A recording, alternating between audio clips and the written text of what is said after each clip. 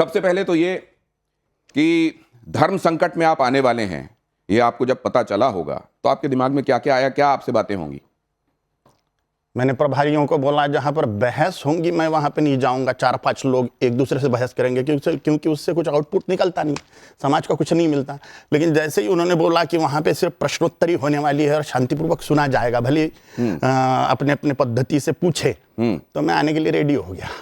तो इसमें लेकिन कई जगहों पर बहस के लिए गुंजाइश भी बनेगी, क्योंकि आपने बातें ऐसी बहस चलेगी, लेकिन वो जो काव चलता, चैनल वालों को सुनाई नहीं देता बाहर वालों को क्या चल रहा है, जो सुनने वाले लोग हैं, तो वो नहीं पसंद, क्योंकि उसमें से कुछ मिलने वाला नहीं है समाज को। तो आपने पहले ही शुरुआत इस बात से कर दी कि एक बार में एक व्यक्ति अपनी बात कहे, और ऐसा ना हो कि बहुत सारी आवाजें असल में इस बात में विषय कहीं खो जाए। सबसे पहले तो ये कि कालीचरण महाराज को लोगों ने जो देखा है, वो देखा है शारीरिक सौष्ठव वाले, अच्छी बिल्ट वाले साधु के तौर पर, काली के उपासक के तौर पर, और कई बार ऐसे व्यक्ति के तौर पर जो गांधी जी को भी अपनी बातों में लपेट देते हैं, उनको भी विलेन करार दे देते हैं। जो सत्य है वो बताता हूं, तो सच बोलना ही विवादित हो जाता है। तो सच बोलना अगर विवादास्पद है तो पसंद है विवादित व्यक्तित्व घोषित कर लेना। ये आप कह रहे हैं कि सच बोलना, तो क्या वो तमाम लोग जो गांधी जी को इस देश की सबसे महान विभूतियों में शामिल करते हैं, क्या वो सच नहीं बोलते? उनकी अपने अपने मत हैं। मैं भी पहले गांधी का बहुत फॉलोअर था, लेकिन जैसे जैसे अन्य लिटरेचर भी पढ़ते गया, नफरत होने लग गई गांधी से। जो मेरे व्याख्यान में निकलने लग गया बाद में असलियत। मैं इस पर आपको लेकर जाऊंगा, लेकिन सबसे पहले तो वो जब आपको लोगों ने पहली बार उतना करीब से जाना, शिव तांडव स्तोत्र की वो पंक्तियां, पूरा स्तोत्र तो जाहिर अभी हम नहीं सुन सकते, वो पंक्तियां जो आपके हृदय से निकलती हैं, आप एक बार दर्शकों के लिए जरूर सुना दीजिए। ओम अगस्त्येश्वराय नमः। ओम कालिकाम्बिकायै नमः। ओम काली सरि ग ग रे ग म ग म ब ब म ब द द ब द नि नि ध नि स रे स नि स र म नि ध ध नि म नि ध ब ब ब ब ब ब ध नि ध ब म म प द प म ग ग म प म ग रि रे रे रे रे रे रे रे ग म ग रि स रे ग ग रे ग म म ग म ब ब म ब द द ब द नि नि ध नि स रे स जयत्वदभ्रविभ्रम भ्रमद्भुजङ्गमश्वसद्विनिर्गमत्क्रमस्फुरत्करालभालहव्यवट् धिमिद् धिमिद् धिमिद् धनन् मृदङ्गदुङ्गमङ्गलध्वनिक्रम प्रवर्तित प्रचण्ड ताण्डव शिव, प्रचण्ड ताण्डव शिव, प्रचण्ड ताण्डव शिव।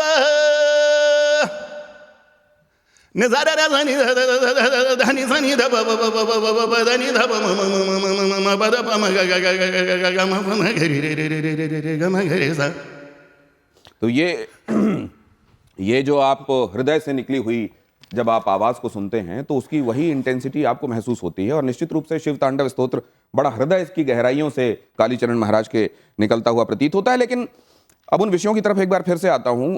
जो मर्मज्ञ हैं शास्त्रों के संदर्भ में, जिनकी जानकारी है, उनको समसामयिक विषयों पर टिप्पणी आवश्यक क्यों लगती है? आप केवल शास्त्र सम्मत व्याख्याएं, उनका प्रवचन, उनका उपदेश क्यों नहीं कर सकते? बाकी चीजों में आप टिप्पणियां क्यों करते हैं? पहली बात तो मैं पढ़ा लिखा हूं नहीं, अंगूठा छाप हूं। मैं गुरुकुल भी नहीं गया, स्कूलों में भी नहीं गया। आप कहते हैं गांधी का लिटरेचर आपने पढ़ा और आप टिप्पणी करते हैं तो पता चल जाता है आपको गांधी के बारे में कुछ नहीं मालूम है। जैसी आपकी मान्यता। तो बिल्कुल मान्यता है, इस अभी देश की बीच में मान्यता आप नहीं आइए, आपके पास आ रहा हूं मैं, एक बार उनकी बातें सुन लीजिए। हालांकि जो मेरी जानकारी है, वो विद्यालय गए हैं, उन्होंने पूरी पढ़ाई की है, लेकिन वो खुद कह रहे हैं अंगूठा छाप क्यों कह रहे हैं, इस पर बाद में आऊंगा। जी क्या बोल रहा था मैं? आप कह रहे थे कि मुझे आपने पढ़ाई नहीं की, आप अंगूठा छाप हैं।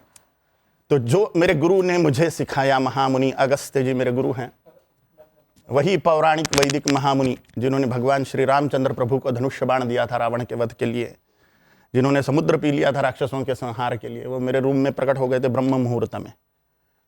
और उन्होंने ही मुझे जो व्याख्याएं दी, धर्म की जो ज्ञान दिया, वही मैं समाज में बता रहा हूँ। जो सन्यासियों का कर्तव्य होता है, सत्य परिस्थिति समाज में बताना। तो ये क्या उन्होंने आपको ये भी कहा कि तुम सामयिक मुद्दों पर भी बोला करो, लोगों को बताया निस्संशय निस्संशय मेरा प्रधान उद्देश्य हिंदू राष्ट्र की स्थापना के लिए राजनीति का हिंदूकरण करना है, और उसके लिए जितनी भी आवश्यक बातें हैं वो मैं करूंगा। राजनीति का हिंदूकरण, इसका क्या मतलब है?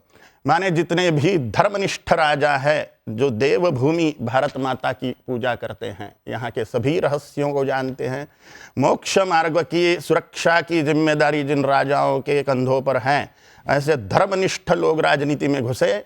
4945 राजा लोग हैं, 4150 विधायक, 545 लोकसभा सांसद, 250 राज्यसभा सांसद, वो सब के सब हिंदू धर्मनिष्ठ होवे तो हम हिंदू राष्ट्र की स्थापना कर सकते हैं। इसलिए मैं प्रयत्नशील हूँ।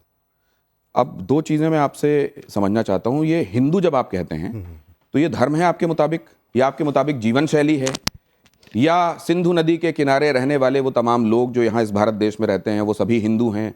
क्या है आपके मुताबिक हिंदू? पहले धर्म माने क्या, फिर हिंदू माने क्या, सनातन माने क्या, ये व्याख्याएं हमें समझ लेनी चाहिए, तो हमारे कंसेप्ट क्लियर हो जाएंगे। अध्यात्म विज्ञानम जीवनात् धारयते इति धर्म। अध्यात्म का साइंस जीवन में धारण करना धर्म है। अध्यात्म माने आत्मा के मामले का, परमात्मा के मामले का, ईश्वर के मामले का, परम सत्य के मामले का जो विज्ञान है, अध्यात्म विज्ञान, यह जीवन में धारण करना धर्म है। सनातन माने क्या, जो था, है और रहेगा, माने सनातन। हिंदू माने क्या, हिंसयति दुष्ट दुर्गुणानाम सह हिंदू, जो अपने अंतःकरण की दुर्गुणों की और समाज में के दुष्टों की हिंसा करे। हिंसा, बड़ी जिम्मेदारी से बोल रहा हूं। जो अपने अंतःकरण के दुर्गुणों की हिंसा करे, समाज में के दुष्टों की हिंसा करे, वह हिंदू। हिंसयति दुष्ट दुर्गुणानाम सह हिंदू। इसलिए हिंदुओं के सभी देव देवियां हिंसक हैं, दुष्टों का संहार करने वाले हैं। इसलिए सनातन हिंदू धर्म वह साइंस जो ईश्वर को प्राप्त करवाता है, परम सत्य को प्राप्त करवाता है, परमानंद को प्राप्त करवाता है, सभी दुखों का नाश करवाता है, वह विज्ञान जीवन में धारण करना धर्म है। तो आप तो मतलब उसको ही उलट दे रहे हैं जहां कहा जाता है अहिंसा परमो धर्म। अहिंसा परमो धर्म एक नंबर की भंपक बात है। अहिंसा परमो धर्म है, धर्म हिंसा तथैव च, अध्यात्म महाभारत के अनुशासन पर्व का वाक्य है। अहिंसा परमो धर्म है, धर्म हिंसा तथैव च। अच्छे को छेड़ना नहीं और बुरे को छोड़ना नहीं। हमारी मिलिट्री वही काम कर रही है, पुलिस वही काम कर रही है। पुलिस के बाइसेप पे वो वाक्य लिखा हुआ रहता है, स्लोगन पुलिस का, सद्रक्षणाय खल निग्रहणाय, माने हम सज्जनों का रक्षण करते हैं और खलों का, दुष्टों का निग्रहण करते हैं, नाश करते हैं। यही सत्य स्वरूप में धर्म है, अपने अंतःकरण के दुर्गुणों का नाश तो आप ये करना। कह रहे हैं कि अहिंसा परमो धर्म असल में पूरी बात नहीं बता रहा है। 100% बात नहीं है अहिंसा। हम पूरी तरह से अहिंसात्मक जीवन जी ही नहीं सकते। देश का सत्यानाश कर देंगे आतंकवादी अगर अहिंसा की बात करने लग गए। 100% अहिंसा असंभवनीय है। इसलिए सिर्फ अहिंसा परम धर्म हो ही नहीं सकता। ईश्वर को पाने का साइंस बचाएंगे कैसे? ईश्वर को पाने का साइंस माने धर्म, इसका संरक्षण बिना हिंसा के संभव ही नहीं है। छत्रपति शिवाजी महाराज परम हिंसक थे, गुरु गोविंद सिंह जी महाराज, राणा प्रताप जी महाराज, भगवान श्री राम, भगवान श्री कृष्ण, करोड़ों राक्षसों का संहार कर दिया। महाभारत युद्ध में 166 करोड़ लोगों को मरवा दिया भगवान श्री कृष्ण ने। तो वो जो आतंकवादी कर रहे हैं वो क्या कहेंगे आप, वो हिंसा है नहीं है? 72 रंडियों के पीछे पागल होके काफिरों के गले रेतना ये धर्म नहीं है। ईश्वर को पाने का प्रयत्न करना धर्म है। इस्लाम में और हिंदुत्व में यह फर्क है। हम ईश्वर के पीछे पागल हैं, वो 72 हुरों के पीछे नहीं। लेकिन वो भी तो अपनी की हुई हिंसा को अपने हिसाब से लेजिटिमेट बताते हैं, इसीलिए तो करते हैं। टारगेट क्या है ये ध्यान रखना चाहिए। हतो वा प्राप्स्यसिं स्वर्गं जित्वा वा भोक्ष्यसे महिं तस्मादुत्तिष्ठ कौन्तेय युद्धाय कृतनिश्चयः। अगर मरोगे इस धर्म युद्ध में तो मुझे प्राप्त कर लोगे, भगवान बोल रहे हैं। और जियोगे तो भूमि पर धर्म का स्वराज्य, धर्म साम्राज्य की स्थापना करोगे। मरोगे तो 72 हुरे पाओगे, ये नहीं बोल रहे भगवान। इसलिए जमीन आसमान का अंतर है इस्लाम के कथन में और हिंदुत्व के कथन में। अब इसको एक सेकंड आ रहा हूं, आपके पास आ रहा हूं। बहुत सारी बातें इकट्ठे हो गई आपके दिल में भी और बाकियों के दिल में भी, मेरे दिल में भी। लेकिन एक बात और, आप जब आपको खुद स्वयं को कालीपुत्र कहते हैं, या आप कहते हैं कि एक दिन अचानक आपके कमरे में अगस्त्य मुनि प्रकट हुए, वो अगस्त्य मुनि जिन्होंने राम रक्षा स्तोत्र, जिन्होंने भगवान राम को यह बताया कि ये आदित्य हृदय का पाठ करोगे तो तुम रावण पे विजयी होगे, वो अगस्त्य मुनि आपके कमरे में प्रकट हो गए। जी। ये लोग कैसे भरोसा करेंगे इस पर? ना करें। लोगों को भरोसा करवाने के लिए थोड़ी बोल रहा हूं। आपकी मम्मी का नाम क्या है? जी, आपकी मम्मी का नाम क्या है? मेरी माँ का नाम, मैं पिताजी और माताजी का नाम लेता नहीं हूं, उनको पिताजी और माताजी ही कहता हूं। काय प्रश्न में माता पिता है? उन्होंने बोला कि तू मेरा बेटा है, अब अपने को किसी के प्रमाण की कोई जरूरत नहीं है। लोग माने इसके लिए थोड़ी बोला जाता है। आपके पिताजी का नाम आप क्यों बोलते हो?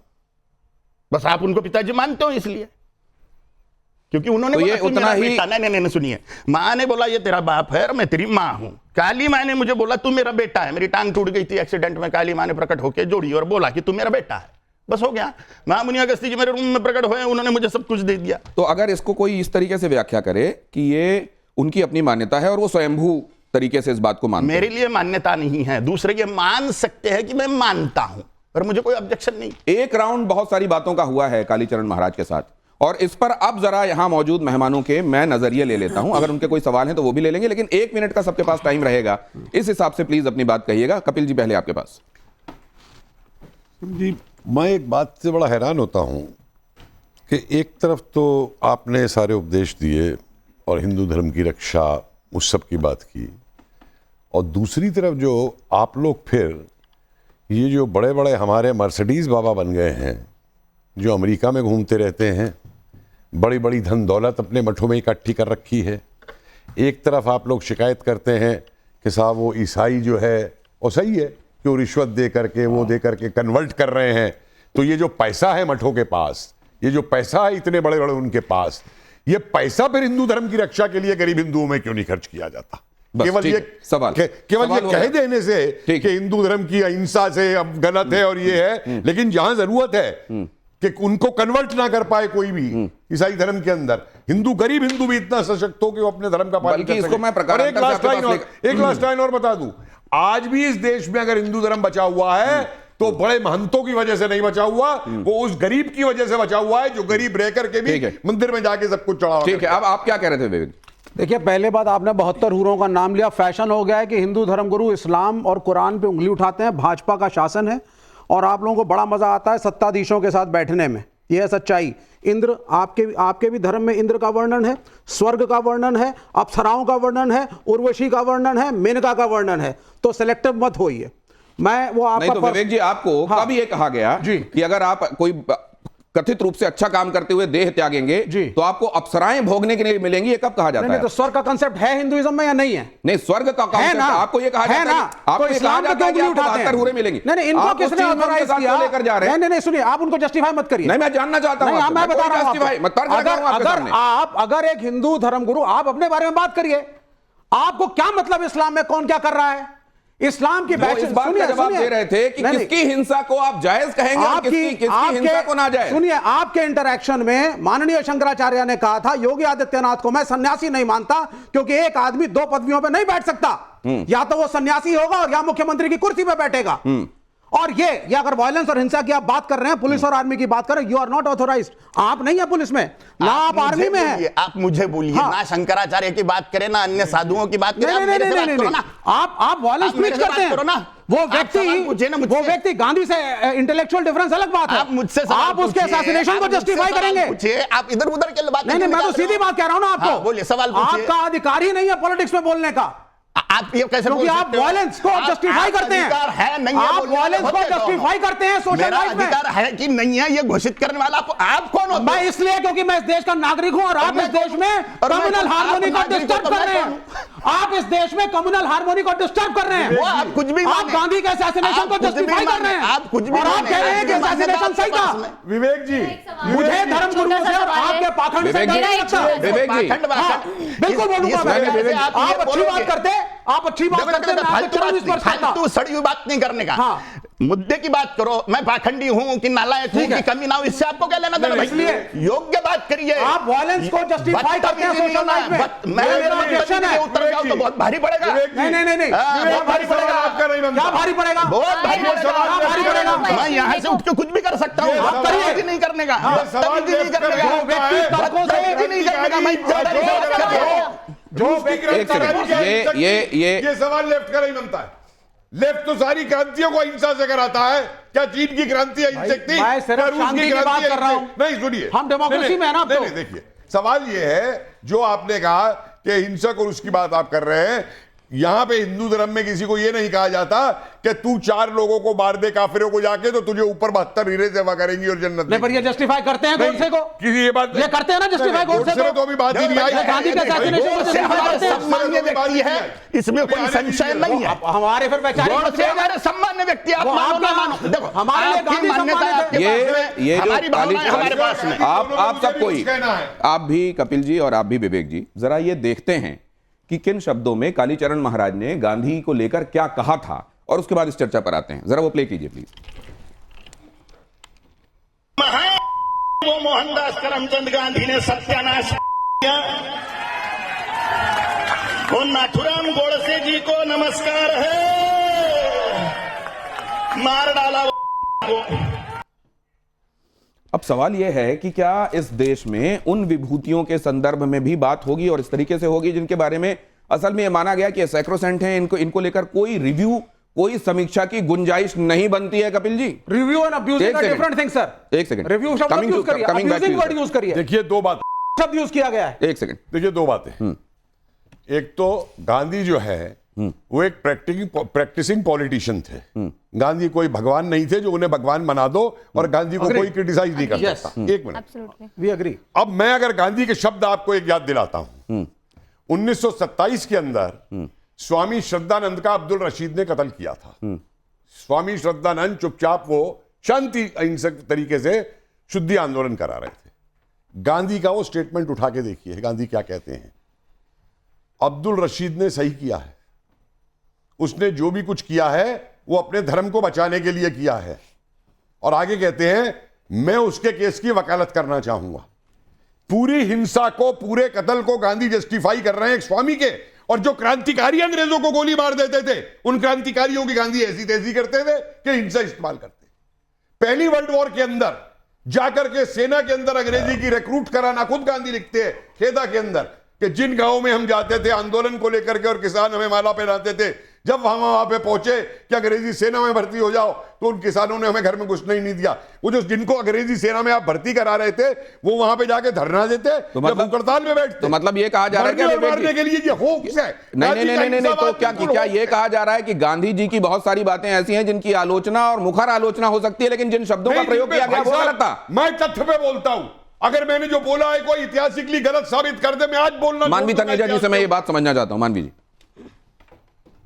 गांधी जी के संदर्भ में टिप्पणियां, क्या गांधी जी की समीक्षा ही नहीं होनी चाहिए, कोई आलोचना ही नहीं होनी चाहिए, या आलोचना हो अगर तो इन शब्दों का प्रयोग नहीं होना चाहिए? और नाथूराम गोडसे को कभी भी देश का हीरो नहीं कहा जा सकता। आप किस तरीके से? देखिए, बिल्कुल भी नहीं बोला जा सकता। पहली बात तो ये कि अपने आपको महाराज बोलते हैं। महाराज मुझे किसी एंगल से लगते नहीं है। आपकी जो भाषा है बहुत ही खराब है। एक महाराज की भाषा बहुत अच्छी होनी चाहिए, बहुत ठीक होनी चाहिए, ऐसी भाषा होनी चाहिए जो लोगों को सुन करके अच्छा लगे, ना कि गंदा लगे। आप गाली दे रहे हैं, महाराज होकर के आप गाली दे रहे हैं, और उसके बाद महात्मा गांधी जिन्होंने कुछ किया, आप वोट से सवाल कर रहे हैं। प्रियंका क्या कह रही है? सुनिए जरा, प्रियंका क्या कह रही है?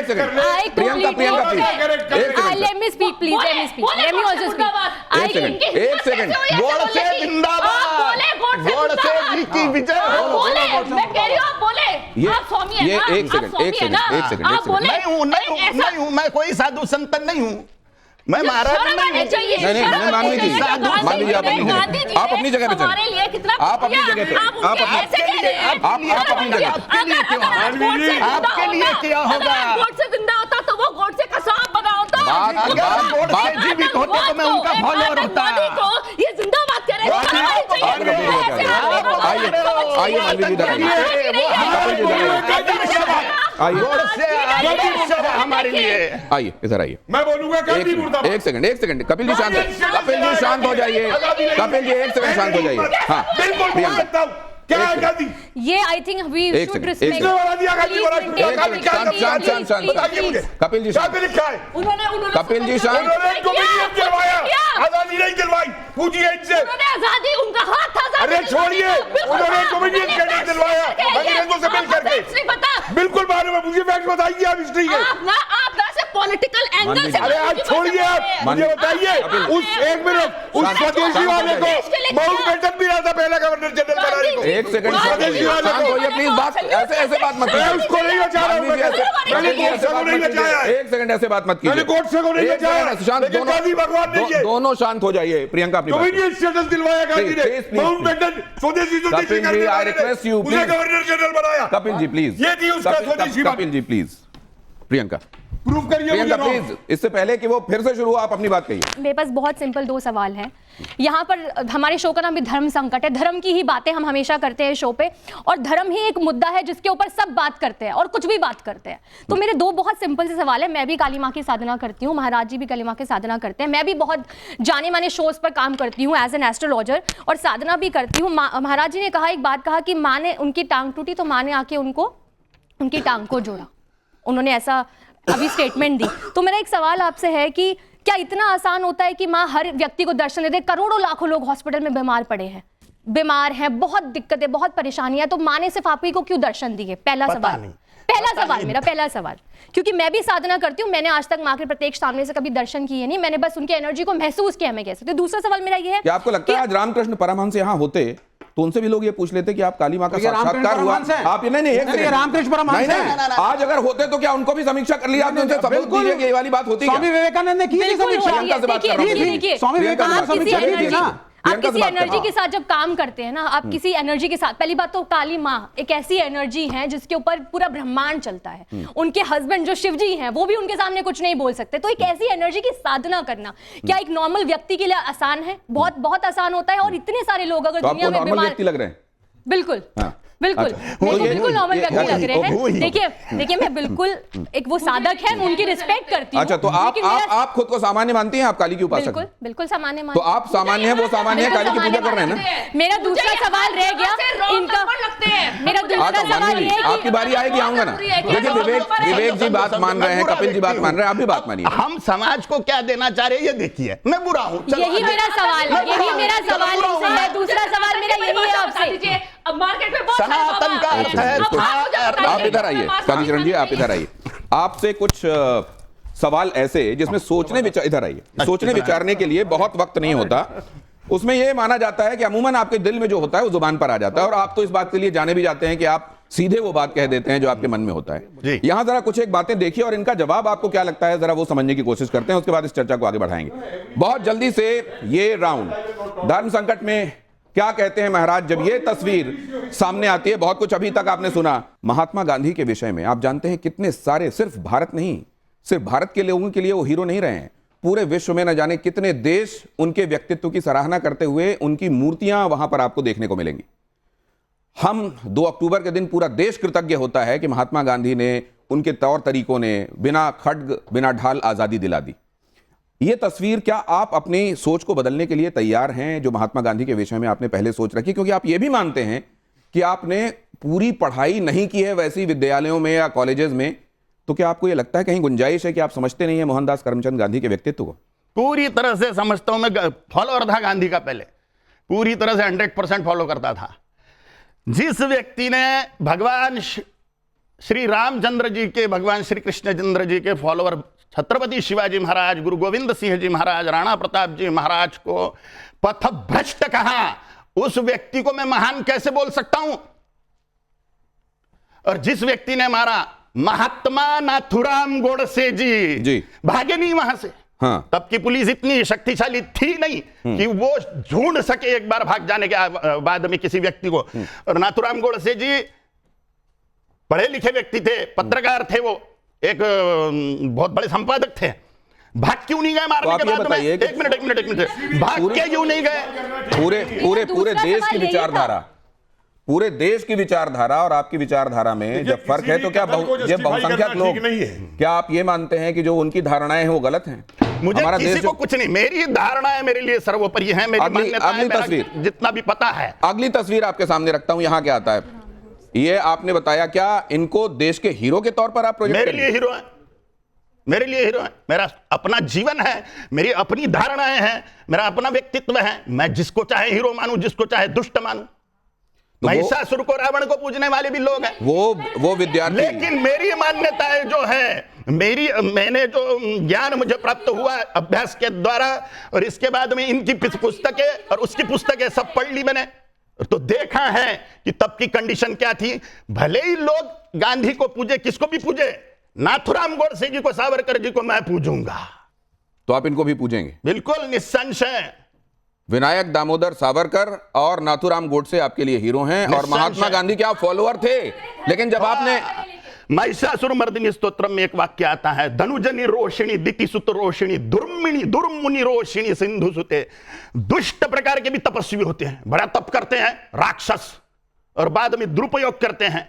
ये गांधी भी वैसा ही व्यक्ति, बड़ा तपस्वीपना दिखाया और बाद में आपको यानी, अच्छा एक बात मैं समझ, क्या ऐसा ये संभव है कि पहले आप नहीं जानते थे, जानते जानते आपने जाना तो आपको ये लगा कि नहीं, जो मैं मान रहा था वो गलत था? सही है। क्या जब आप और जानेंगे तो ये संभव है क्या कि फिर से आपके लिए गांधी आपके हीरो हो जाएं? खत्म हो गया पढ़ना पुराना उनके मामले में, अब रियलिटी सामने आ गई। चलिए अगली तस्वीर दिखाइए। वो कह रहे हैं कि अब इस मामले में और गुंजाइश नहीं है। इनके संदर्भ में आपका क्या विचार है? ग्रेट व्यक्ति है।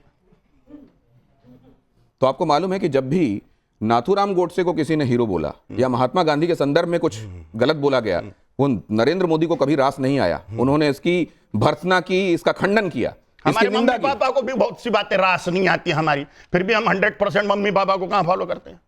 कोई हमारे लिए ग्रेट है, इसका मतलब उनको हम 100% थोड़ी फॉलो करेंगे। सुभाष चंद्र बोस हमारे लिए ग्रेट है तो हम 100% उनको थोड़ी फॉलो करेंगे। भगवान बुद्ध हमारे लिए ग्रेट है, भगवान महावीर ग्रेट है, राम जी कृष्ण जी हमारे लिए ग्रेट है, लेकिन हम 100% किसको फॉलो करते हैं? अगली तस्वीर दिखाइए। वो कह रहे हैं कि हम फॉलो तो करेंगे लेकिन उसकी एक सीमा होगी। क्या कहते हैं आप इनके संदर्भ में? ये भी महान व्यक्तित्व है। तो इन्होंने एक बात कही, बटेंगे तो कटेंगे। हाँ, और मैंने आपके बारे में जो रिसर्च की, आप ये बहुत पहले से कहते रहे कि हिंदुओं को कई आधारों पर बांटने की कोशिश हुई है और हिंदू उस षड्यंत्र का शिकार होते रहे हैं, हिंदुओं को उससे बचना चाहिए। निस्संशय सड़ा हुआ वर्णवाद, ब्राह्मण क्षत्रिय वैश्य शूद्र, ये सड़ा हुआ वर्णवाद जो जन्म से मान रहे हैं, 2378 जातियों का जातीयवाद, भाषावाद 17 भाषाओं का, प्रांतवाद 32 प्रांतों का, संप्रदायवाद, संगठनवाद, ये सारे वाद हिंदुओं का सत्यानाश कर रहे हैं। इन सभी वादों का हिंदुओं ने पूर्णतः त्याग कर देना चाहिए और मात्र हिंदू यह पहचान रखते हुए राष्ट्र के रक्षण के लिए, धर्म की रक्षा के लिए एकीभूत होकर वोटर बैंक बनना चाहिए, जिससे हिंदुओं की साख बने। तो क्या आपकी कही हुई बातें ही कहीं योगी जी के कान में पहुंची और उन्होंने प्रकारांतर से ये बात कह दी? नहीं, वो स्वयं ही ग्रेट व्यक्ति है। तो अपने ही दिमाग में उनकी ये बात मैं तो बच्चा हूं। अच्छा एक बात बताइए, के द्वारा बोलने के अनुसार तो मैं दुष्ट व्यक्ति हूं। मैं एक प्रैक्टिकल बात आपसे, व्यवहारिक बात पूछता हूं।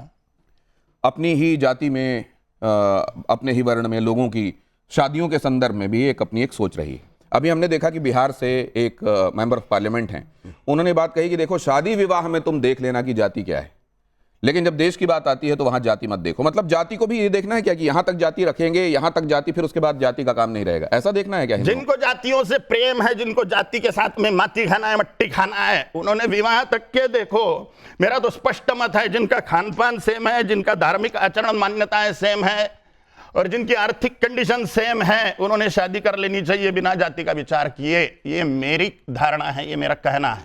तो ये जब आप कहते हैं अपने फॉलोअर्स को, तो मानते हैं ये बात? पता नहीं, क्योंकि हम जिसको सम्मान देते हैं उसके 100% बात मानेंगे ये जरूरी नहीं ना।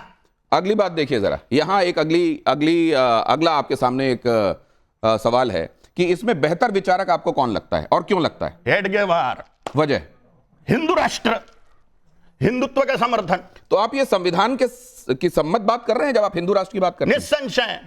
कैसे? डॉक्टर बाबा साहेब आंबेडकर जी ने हिंदू लॉ लागू किया था, नेहरू ने मान्य नहीं करा। संविधान के रचयिता किसको माना जा रहा है? ये इस पे आ रहा हूं मैं, आपके दिमाग में आ रही है बातें, मैं आता हूं, आप अपने सवाल रखिएगा। अगली स्लाइड रखिए प्लीज, जल्दी से। ये देखिए जरा, यहां पर कालीचरण महाराज के लिए पहले क्या है, गीता है कि संविधान है, क्या है? भगवत गीता।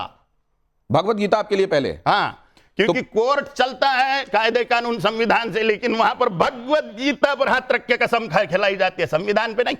इसलिए भगवत गीता प्रथम है, क्योंकि उस पर हाथ रखा हुआ व्यक्ति।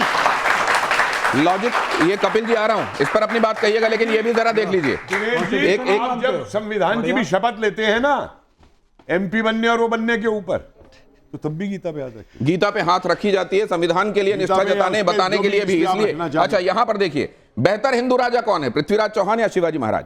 सबकी मान्यताएं हैं, मेरे लिए छत्रपति शिवाजी महाराज सर्वोपरि है। वजह क्या? क्योंकि उन्होंने कभी देश पर आए हुए, धर्म पर आए हुए शत्रु को क्षमा नहीं किया। अगली स्लाइड देखिए, इनमें इसमें आपका विवेक क्या कहता है, सबसे बड़ा हिंदुत्ववादी कौन? गोडसे जी। सिर्फ इसलिए कि उन्होंने गांधी जी पे गोली चला दी? जो मार वही सकता है जो खुद की बलि देने को रेडी है, जो खुद को बलि दे सकता है वही जान ले सकता है सामने वाले की। जो डर डर के रहेगा वो सिर्फ बयानबाजी, बतियाना, बकबकी। तो विनायक दामोदर सावरकर को आप क्या? वो भी ग्रेट है, लेकिन सर्वोपरि बोला आपने, सबसे ऊपर। तीनों भी ग्रेट थे, वो अपने अपने पद्धति से कार्य किए। लेकिन मेरे आदर्श नाथुराम जी गोडसे, मेरे में इतनी डेयरिंग होती तो मैं भी 4-6 लोगों को टपका देता था, लेकिन मेरे में नहीं है उतनी डेयरिंग। तो ये आप क्या, ये जब आपको लोग सुन रहे हैं तो आप ये कह रहे हैं कि जिसमें डेयरिंग है वो ये काम कर दे, इस देश में कानून देश के लिए मारे और मरे। तो ये जो आपने कानून, संविधान, नियम, कायदे बनाए हुए हैं, ये बलि काय के लिए दी जाती खुद की, देश के धर्म के रक्षण के लिए। कानून के हाथ सब दूर थोड़ी पहुंचते हैं। तो किसी को ये विवेक कैसे पैदा होगा? आपकी ये माने कि ये जो सोच रहा है इसकी सोच पूरे 100% सही है? धर्म ज्ञान से विवेक उत्पन्न होगा। भगवत गीता पढ़े, खूब अच्छी तरह से समझे। सुखदुःखे समे कृत्वा लाभाला भौजया जयौ ततो युद्धाय युज्यस्व नैवं पापम वाप्स्यसि। धर्म रक्षा के लिए, राष्ट्र रक्षा के लिए युद्ध करे, खुद मारे और मरे। अगला, एक सेकंड, अगला। अगर आपको आज क्या संसद में आपको आज AK-47 दे दी जाए 1000, 5000, 10,000, क्या आप यहां से हिंदुओं को उन AK-47 लेकर के बांग्लादेश में लीड करेंगे हिंदुओं को बचाने के लिए? निस्संशय। नहीं तो करिए, क्यों नहीं इकट्ठा करते? कौन दे रहा है AK-47? क्यों नहीं? खाली यहाँ चिल्लाने लगे हिंदुओं को, ये हो रहा है बांग्लादेश के। बात करना, बात करिए ना, इकट्ठा करिए ना। अरे वो बेचारे बस ये समाप्त होने वाला है, उनको रोटी पानी तक नहीं कोई दे पाया। ये रैपिड फायर देख लीजिए। क्या धर्म संसद में हेट स्पीच जायज है? कई बार हम देखते हैं कि साधु संत, उनके मुंहों से, मुखारबिंदों से जो निकलता है वो हेट स्पीच की संज्ञा दी जाती है उसको। इसको आप जायज मानते हैं, ना जायज? बिल्कुल नहीं। क्यों जायज माने? सत्य बताना अगर हेट स्पीच है तो ये बोलने वाले ही गलत है हेट स्पीच है करके। सच बताना अगर हेट स्पीच है तो बोलने वाले ही गलत है। तो कई बार उस तरफ से जो आवाजें आती हैं वो भी कहते हैं कि हम जो कह रहे हैं वो सच कह रहे हैं, आप हेट स्पीच कैसे, भड़काऊ कैसे कह रहे हैं उसको? उन पर कहां से ऑब्जेक्शन हो रहा है? उन पर क्या कायदे कानून हो रहा है? उन पर कौन सी कार्रवाई हो रही है? कार्रवाई तो हिंदुओं पे हो रही है, हिंदुओं की तरफ से बोलने वाले पर कार्रवाई हो रही है। अगली स्लाइड देखिए जरा, इसमें आप क्या कहते हैं? ये सवाल कहता है कि दोनों धर्म संसद में कितना अंतर है। स्वामी विवेकानंद 1893 शिकागो अमेरिका, और कालीचरण महाराज जिसमें थे रायपुर छत्तीसगढ़, इन दोनों में क्या अंतर है और कौन श्रेष्ठ है? विवेकानंद ही श्रेष्ठ है, इसमें कोई संशय नहीं है। मैं कहा किधर का कौन, मैं तो बुरा आदमी हूं बहन जी के हिसाब से, झूठा हूं। विवेकानंद जी तो ग्रेट है बहन जी, आपके हिसाब से विवेकानंद ग्रेट है कि नहीं है? विवेकानंद ग्रेट है कि नहीं? असल में तो वो यहां पे होती, अगर उनकी राय ले रहा होता मैं। धर्म संकट में यहां पर अगली स्लाइड दिखाइए। सनातन धर्म की रक्षा किससे? संत से, सरकार से, संविधान। किससे सनातन धर्म की रक्षा संभव है? संत करेंगे तो, सरकार करेगी तो संविधान। सरकार करेगा धर्म की रक्षा। सरकार माने कौन? राजाओं का समूह।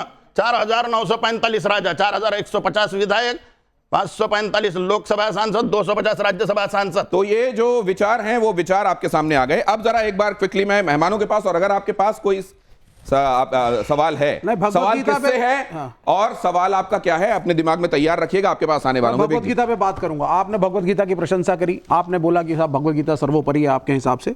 भगवत गीता में 2 कॉन्सेप्ट्स में मैं आपसे डिस्कशन करूंगा। पहला, उसमें वर्ण व्यवस्था को जस्टिफाई किया गया है, और आप झूठी बात नहीं है, मुझे मत सिखाइए, प्रमाण देंगे। हाँ सुनिए आप पहले, उसमें वर्ण व्यवस्था जस्टिफाइड है, चारों वर्णों का वर्णन है, ये पहली चीज।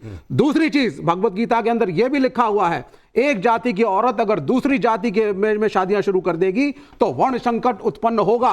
Bhagavad Gita inter caste marriage के खिलाफ है, और आप जो कह रहे हैं वो अलग है, प्रोग्रेसिव कह रहे थे आप, जहां तक शादी का सवाल है उसमें मैं आपसे सहमत हूं। तो अब आप कैसे कह सकते हैं कि आप इसको जस्टिफाई कर रहे हैं भगवत गीता को? वो श्लोक आप बोलोगे, श्लोक मुझे मत सिखाइए, श्लोक बोलने से नहीं सर। अगर आप कोई प्रश्न पूछते हैं, मैं 21 टीकाएं पढ़ चुका हूं भगवत गीता की, सुन लीजिए, श्लोक मत सुनाइए, जवाब सुन लीजिए, जवाब सुन लीजिए। चातुर्वर्ण्यम मया सृष्टम गुणकर्म विभागशः तस्य कर्तारमपिमां विद्य कर्तारम अव्ययम, ये वो श्लोक है। चारों वर्णों की रचना मैंने गुण और कर्मों से करी हुई है, जन्म से नहीं। कोई ब्राह्मण क्षत्रिय वैश्य शूद्र जन्म से नहीं होता।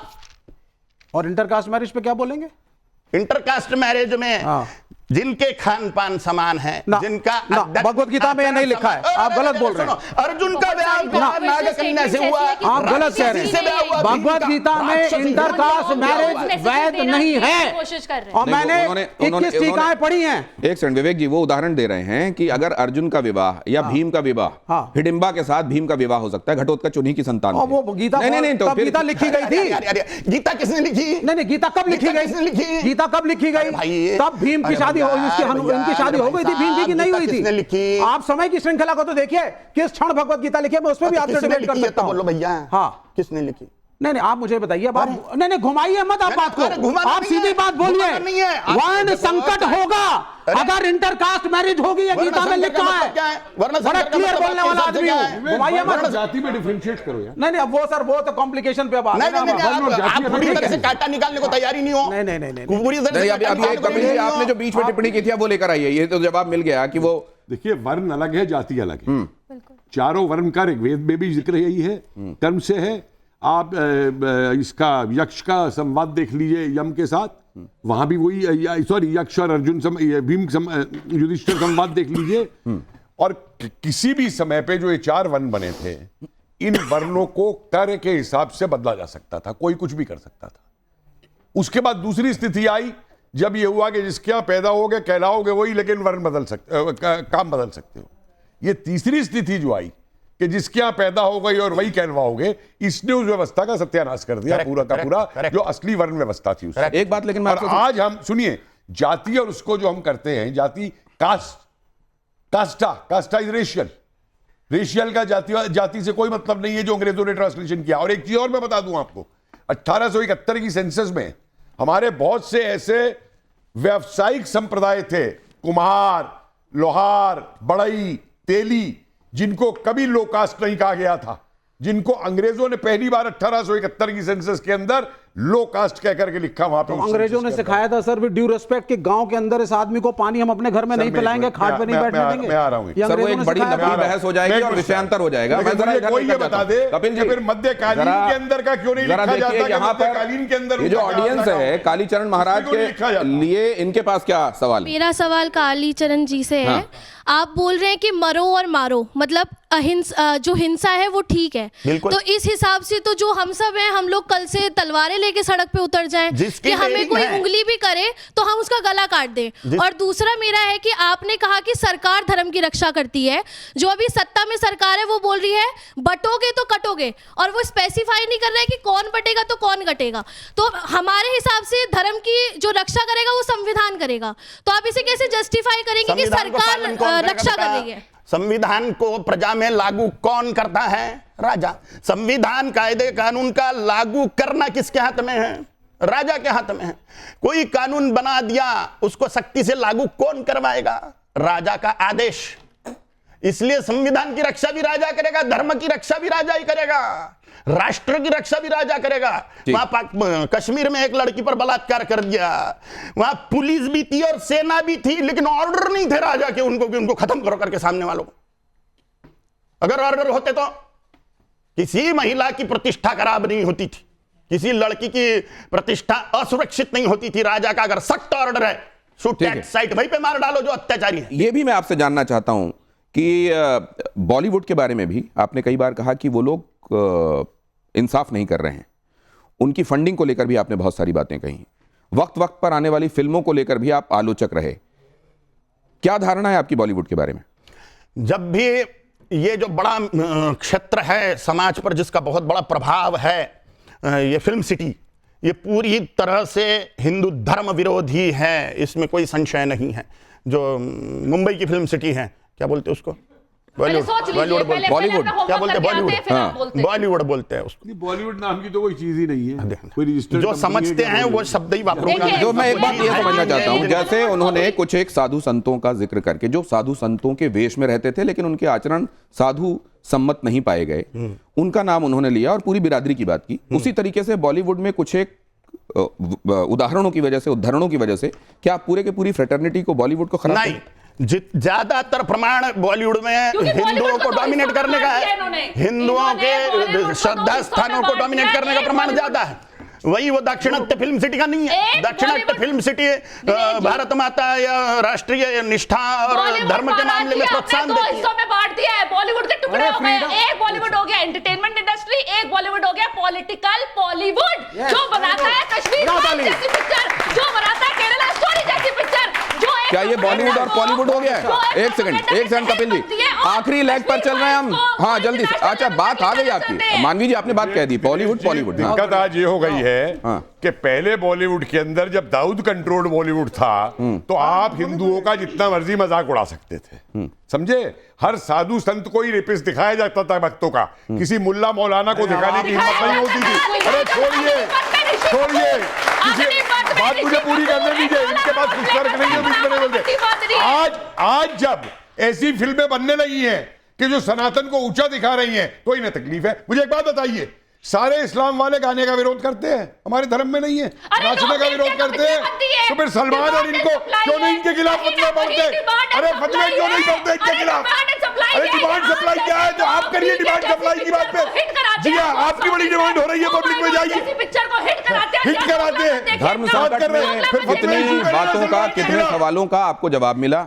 धर्म संकट में कई यक्ष प्रश्न ऐसे जिनके संदर्भ में हमेशा ऊहापोह की स्थिति रहती है, उन ऊहापोह की स्थितियों को दूर करने, असमंजस को दूर करने में आज की ये वार्ता कितनी सफल रही वो फैसला आप कीजिएगा। फिलहाल मैं आप सबका धन्यवाद करता हूं।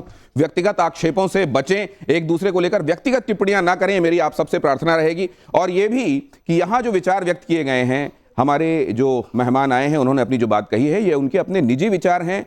हम हर एक बात का समर्थन ही कर रहे हों क्योंकि हम इसको दिखा रहे हैं, ऐसा कतई नहीं है, ये बात भी मैं जोड़ दूं। बहुत धन्यवाद आप सबका यहां पधारने के लिए। लेकिन मैं चाहूंगा, मेरी प्यारी ऑडियंस के लिए भी मेरी तरफ से तालियां, आप लोगों ने इसमें हिस्सा लिया।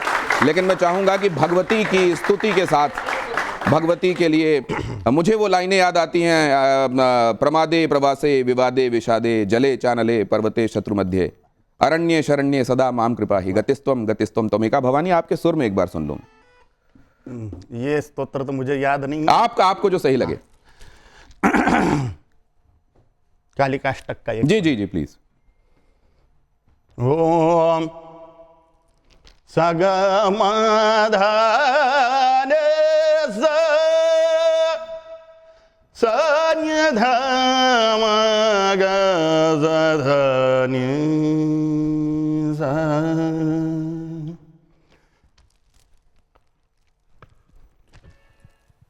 ओम जानिय धम ग जगम गम दम धनि न न न न न न न धनि धनि धनि धनि जा जा जा जा जा जा जा सा दा दा नि नि न दा दा दा म म म ग ग ग दा दा दा गम गम दम धनि न न न न न न धनि जा नि नि जा जा नि जा जा नि जा जा नि जा जा दा नि दा दा नि दा म म दा म ग ग ग म ग दा दा दा ग म म ग म दा दा दा म दा नि नि धनि जा जा धनि जा जा धनि जा जा ग दा जा नि नि जा जा ग जा नि नि जा जा नि नि जा जा नि नि जा जा नि जा जा नि नि जा जा ग जा नि नि जा गलद्रक्त मुंडावली कंठमाला महाघोर सुदंष्ट्रा कराला विवस्त्रा श्मशानालया मुक्तकेशी महाकाल कामाकुला कालिकेयं महाकाल कामाकुला कालिकेयं महाकाल कामाकुला कालिकेयं ओम ह्रीं श्रीं क्रीं राजराजेश्वरी त्रिपुरा सुंदरी कालिका भुवनेश्वरी नमः। ओम काली।